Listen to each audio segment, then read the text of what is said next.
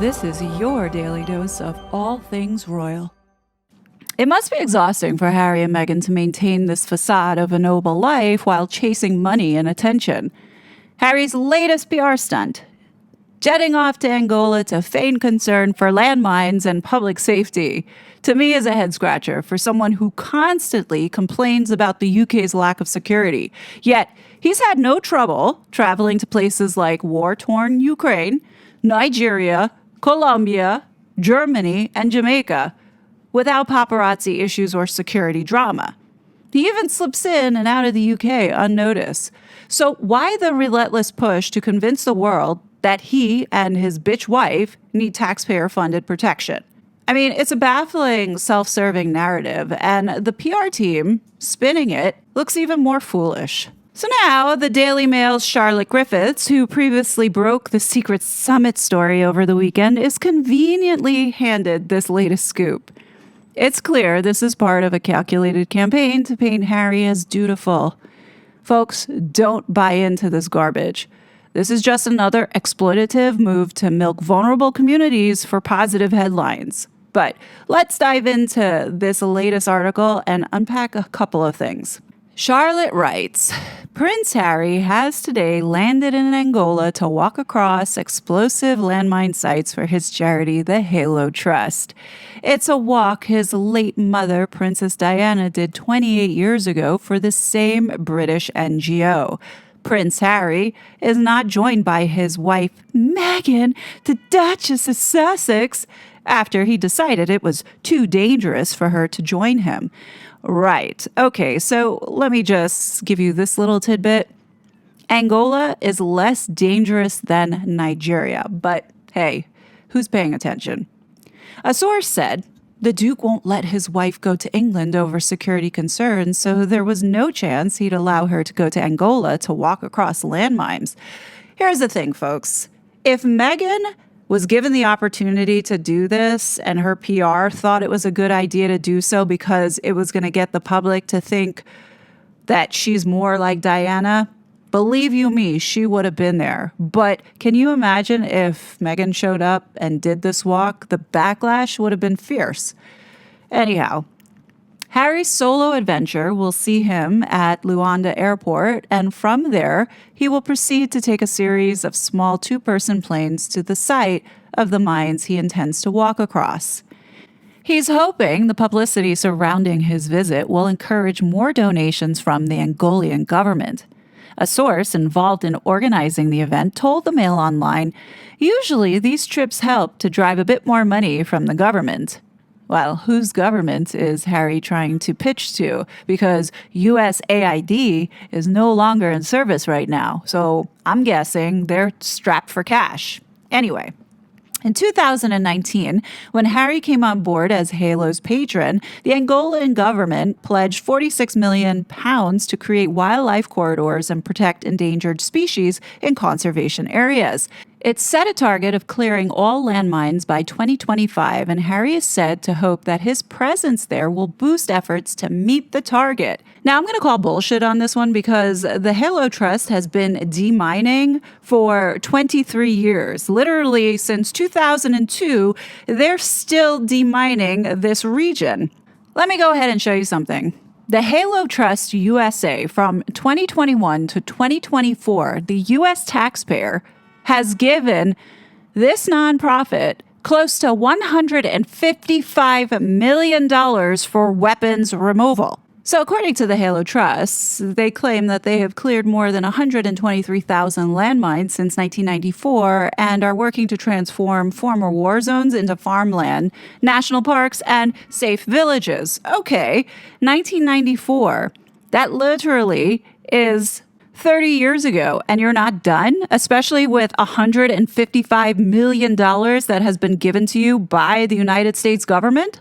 Now, according to this article, Harry is hoping to recreate the iconic images his mother, the late Princess Diana, created in 1997 when she took a walk through a minefield wearing a Halo Trust flak jacket and helmet. The striking photographs went down in history, particularly as she died later that year in a car crash. Well, Harry went and did this iconic walk back in 2019. Why are they recycling this story? Anyway, it goes on to say, but it's not a sight we're likely to see recreated by Harry's wife, Meghan. Sources on the ground say that as well as being wary of the dangers for her, the Duke of Sussex is keen to keep his work with Halo close to his chest. A source added, Halo is really his thing. It means so much to him to be patron, and he just wants to keep his work with them to himself. In other words, they know that the backlash would have been swift if Meghan decided to dare recreate this walk with Harry. Trust me on this one. They knew better than to bring her with Harry. I'm pretty sure that she proposed to go. Prince Harry is hoping to draw publicity away from the drama surrounding the feud with the royal family and towards Halo's groundbreaking use of AI and drone technology to speed up clearance. Oh, sure, Harry. That's why you had Charlotte Griffiths leak the first story, because you didn't want any of the drama. Right. Okay. And then also now you're going to use AI and drone technology? Is that because you're not receiving any more U.S. AID money? I think that has something to do with all of this. Anyway, it is thought a speech is planned for later today, but Halo, with Harry's blessing, has banned any British press from attending the event. Oh, so I'm guessing People magazine and the traditional U.S. tabloid magazines are going to be reporting exactly what Harry and Meghan want as the narrative. Okay, Harry. Nevertheless, the trip will not fail to garner worldwide headlines. This is the latest of several significant visits Harry has made to Angola in recent years. In September 2019, after he became patron, he retraced the exact steps his mother took near Huambo, causing a sensation across the globe. Okay, well, if Harry did this back in 2019, why does he have to do it again in 2025? Oh, that's right. He's got to dine out on his dead mother again for good publicity. Anyway, the Duke also visited the remote Dorico region where he toured a newly cleared minefield, detonated a landmine, and spent a night camping by the Quito River. He then visited the town's Princess Diana Orthopedic Center, met female deminers, and toured a demining camp in southeastern Angola. In September 2024, he joined Angola's foreign minister at a United Nations Halo event in New York. Again, Meghan steered clear of the event despite the fact it was in the U.S. Sources at the time said she did not attend because the trip was part of his independent schedule during Climate Week. The fact that they have to keep making up excuses for why Meghan is not there with Harry during these so-called charitable events just goes to show that there's something wrong. Why not just say Meghan stayed home with the kids? She doesn't want to leave the kids and be done with it. Is it because nobody believes that they have kids? Maybe. But at least it's a better excuse than saying, oh, Meghan's just giving him his space so he can do his independent thing. Bullshit.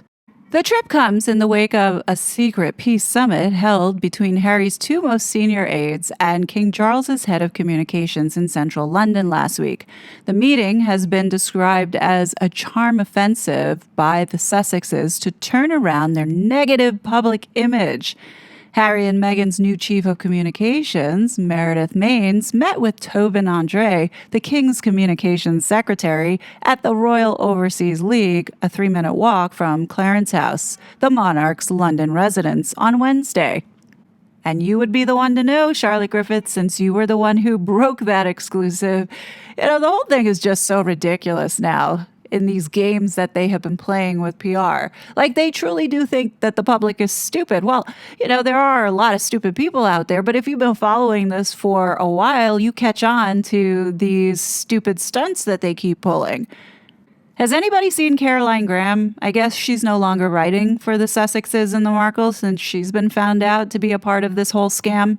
And whatever happened to Omid Scobie? I guess Jack Royston now is the last man standing. You know, all of these propagandists, and you can't even seriously call them journalists, they're legit propagandists, where they get stories from Harry and Meghan, the Markles, to push out their narrative. Well, you know, when you see this game that they're playing, you can't take any of this serious anymore. And you need to think, well, what is it that they don't want us looking at? Well, I'll tell you what they don't want us looking at, especially with the Halo Trust. It's all this money that now has disappeared. And Harry going out there for good PR, but what's he really there for? Like, this propagandist, Charlotte Griffiths, wants us to believe that Harry showing up there and the publicity alone is going to get the Angolan government to give more money. Where is the government going to get more money from when US AID has been cut off? There's no money coming from the United States. How is Harry going to pull money from that government? Like, he's not representing the crown, or is he representing the crown? You see, this is what makes this so problematic for King Charles. Like, the public is not believing that Harry has no representation with the institution, because when you show up like a head of state to ask the Angolan government for more money, you don't think that the Halo Trust CEO could have done that on his own? Absolutely. But no, Harry is there representing in what capacity? Is he representing the crown? I would think so, because he's Prince Harry using his title. He's definitely not representing the United States. Or is Harry representing another government, maybe China? You know, I wouldn't put it past Harry to be a traitor and working with China now. He was literally just in China.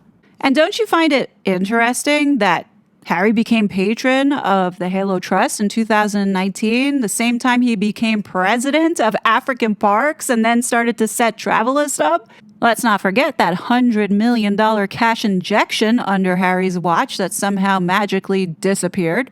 When you see Harry and him trying to be this humanitarian, just know that it's only to improve his image and his brand. He doesn't care about exploiting these vulnerable people. If I didn't know better, I think the white man was there for the diamonds. In 2024, Angola drove a revenue of $1.5 billion in diamond production.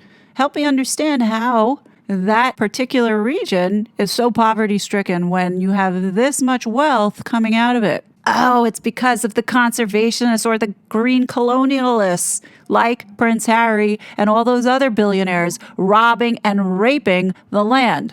Let me give you the real situation of what the Halo Trust is doing with exploiting vulnerable women in Angola.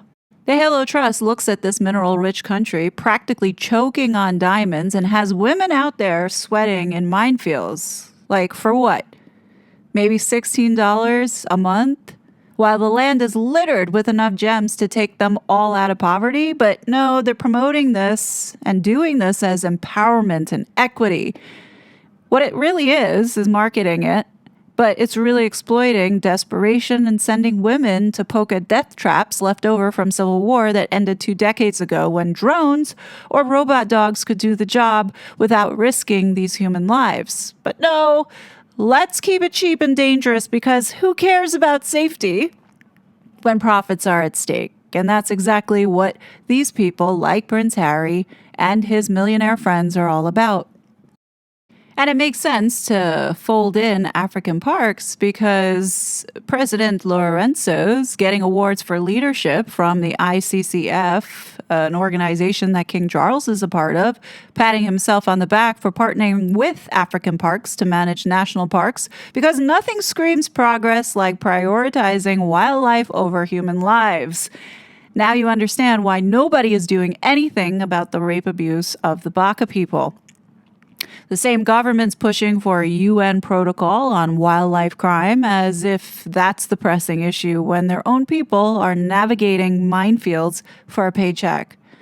Oh, and they're joining the Extractive Industries Transparency Initiative, like literally 19 years late to the party, because apparently it took that long to figure out corruption as a problem in that country.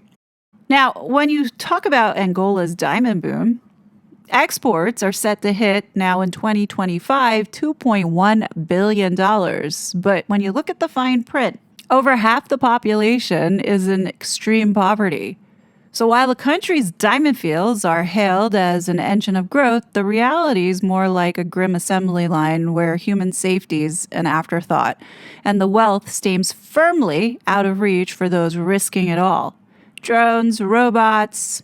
Now Harry's talking about bringing in AI technology. I don't buy it for a second. Now all of a sudden in 2025, they're going to be wrapping up the demining just as the money has gone dry from the United States.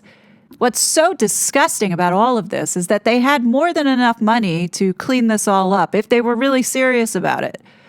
But this is really about keeping human labor as cheap as it possibly can and pocketing money that didn't belong to them in the first place, coming from the US taxpayer.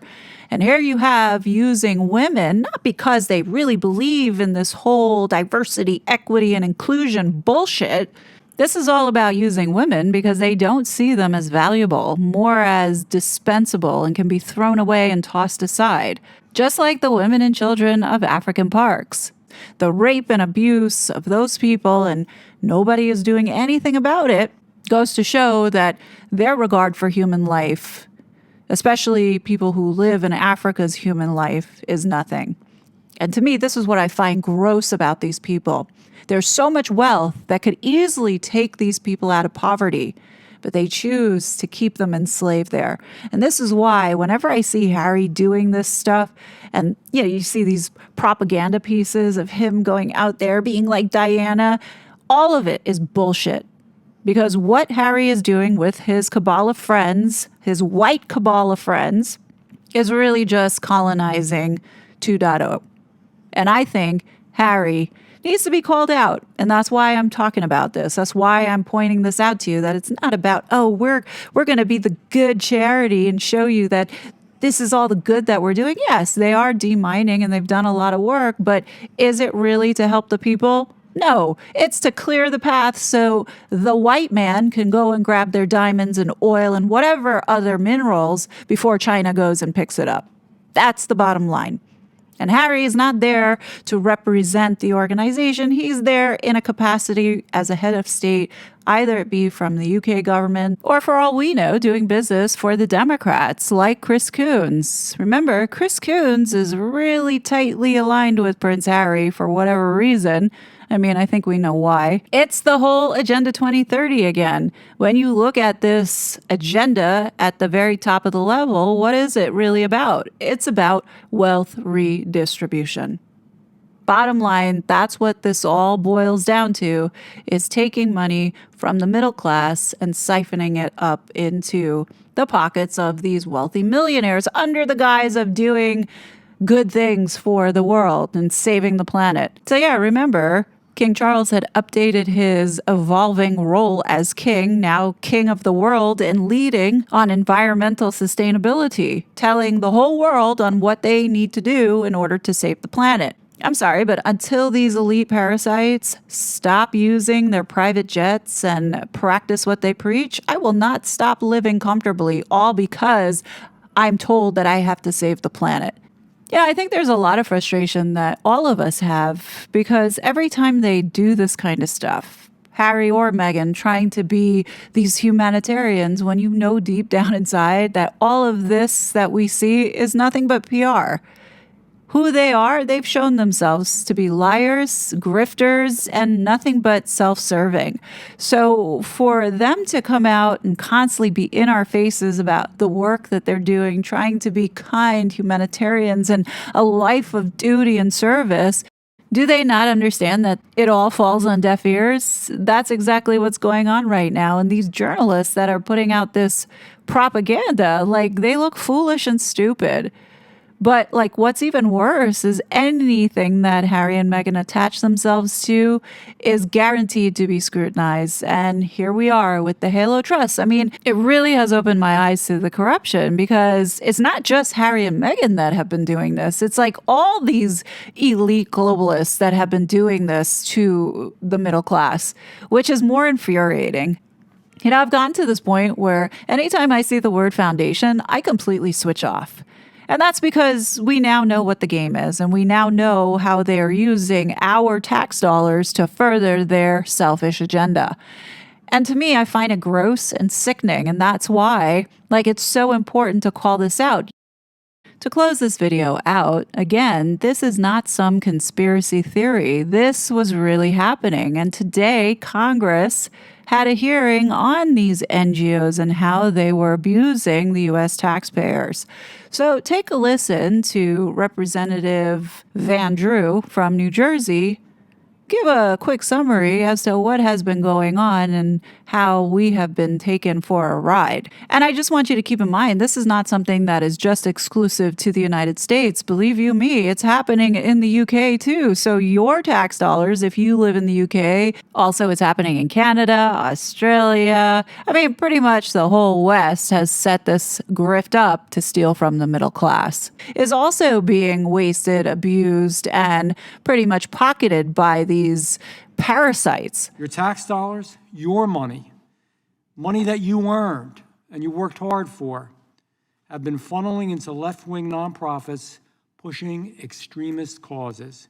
It's not speculation, it's not just an idea, it's a pattern, and it's the truth. Under Democratic leadership, federal agencies awarded hundreds of millions of dollars in grants to supposedly neutral nonprofit organizations. But those nonprofits just so happen to be run by their political allies. And they used your money to fund policies you never voted for, and probably, in most cases, the majority of Americans strongly oppose. Is this how our democracy is supposed to work? I think we know the answer, and I think we know it's not supposed to work that way. Is this how your tax dollars should be spent? That I do know, regardless of what your opinion is, absolutely not.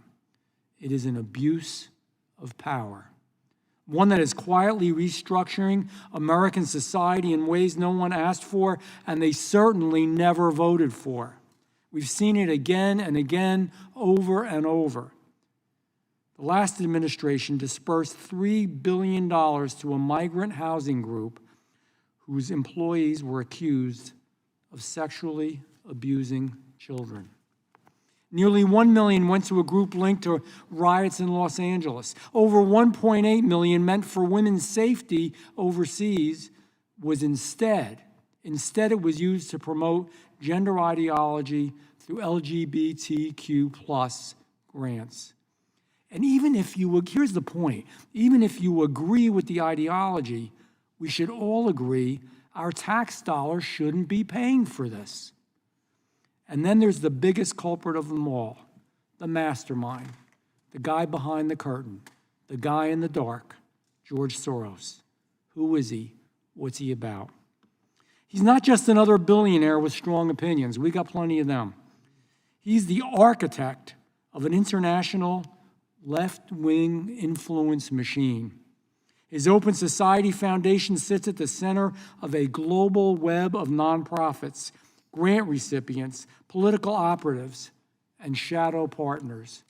And yes, despite his vast wealth, he also takes your tax dollars and uses them as well. Let's look at the facts. The Vera Institute of Justice, Soros connected, received over $60 million in federal contracts from Democrats. Impact Justice, also Soros connected, took in over $30 million to push weak on-crime agendas instead of prosecuting criminals. These are the same groups driving the movement to decriminalize crime, to fund the police, and destabilize our cities. But George Soros does not stop there. He doesn't stop at nonprofits. He's poured tens of millions into buying political influence and quietly bankrolling soft on crime prosecutors and attorneys general in cities like San Francisco, Philadelphia, Chicago, and others.